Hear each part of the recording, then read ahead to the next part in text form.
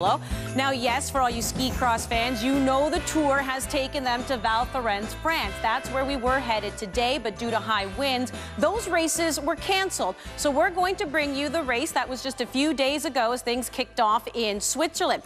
Now, ski cross, that's one of the sports that didn't go untouched due to the pandemic. The Canadians were actually training in Switzerland back in November, but then when the cases started to rise, they brought all the Canadians back home for their health and safety. But now the Canadians are ready to go, as we always look forward to this stop as we welcome you back inside our CBC Sports Studios.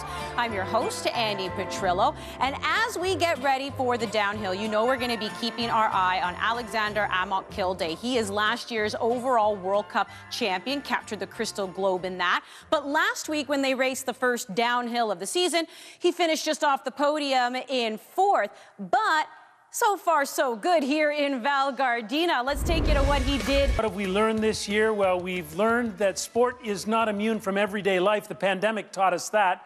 We've also learned that athletes and Olympians are human beings first, and what matters most is not so much winning or losing, but what's in your heart. Yeah, some opted not to return to their sport this year for personal reasons. Some did return to fight for that trophy, bring us joy during lockdown. But many also took to the streets to speak out against social and racial injustice. Filmmaker Tim Thompson summarizes all of this beautifully in his year in review. We say goodbye to 2020 and look forward to 2021 with renewed hope and a re-energized spirit for sport.